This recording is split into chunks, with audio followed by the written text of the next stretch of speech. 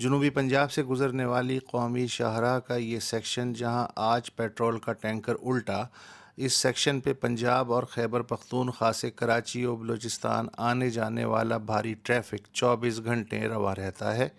رات کو یہ ٹریفک فل بیم ہیڈ لائٹس کے ساتھ چلتا ہے اور سامنے سے آنے والے کو کچھ نظر نہیں آتا۔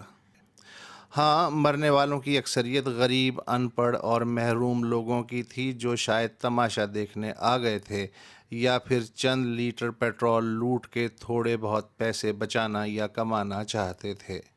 مگر ان پڑھ ہونے کے باوجود یہ ویسے ہی لوگ تھے جیسے اسلام آباد، لاہور اور کراچی سمیت کہیں کے بھی پڑھے لکھے لوگ ہوتے ہیں۔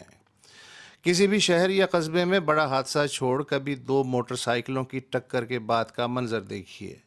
اچانک ایک ہجوم اکٹھا ہو جائے گا، اس میں سے بس 2-4 لوگ ہی زخمی یا گرنے والے کی مدد کے لیے آگے بڑھتے ہیں، باقی خاموش تماشائی یا پھر مدد کی بجائے مفت کا مشورہ دینے والے ہوتے ہیں۔ اس بے مصرف ہجوم کے سبب ٹریفک جام شروع ہو جاتا ہے۔ زخمی وہیں پڑے ہیں مگر ہر آتی جاتی کار سیلفی لینے کے چکر میں ان کے قریب سے اتنی آہستہ سے گزرے گی گویا زندگی میں پہلی بار موٹر سائیکل کا حادثہ دیکھا ہو۔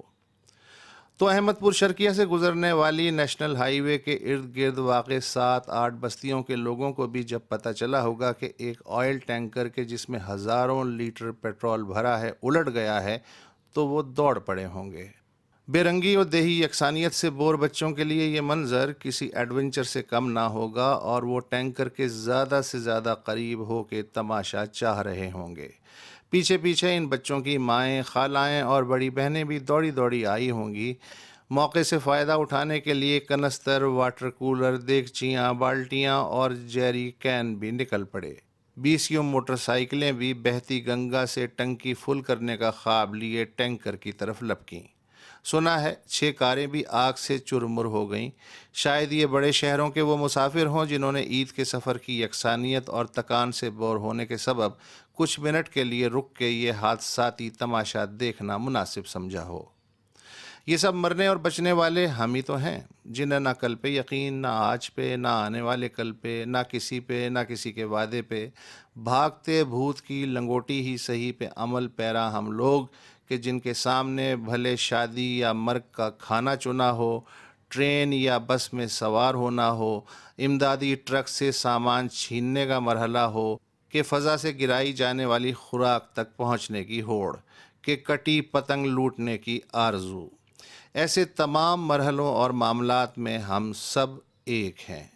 جہاں جس کا ہاتھ پڑ جائے، کسی کی پہنچ صرف الٹے ٹینکر کے تیل تک ہے تو کسی کی خزانے اور جیب تک، مفت میں سانپ بھی ہاتھ آ جائے تو سبحان اللہ۔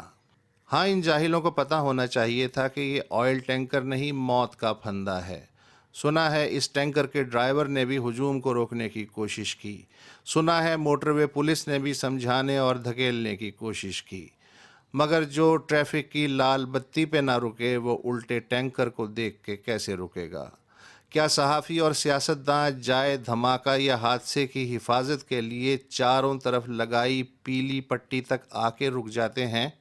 اس علاقے کے بھاری بھرکم رہنما شاہ محمود قریشی نے حکومت پہ تنقید کرتے ہوئے سوال اٹھایا کہ ہر ضلعی اسپتال میں جلے ہوئے لوگوں کی فوری مدد کے لیے آخر برنز وارڈ کیوں نہیں؟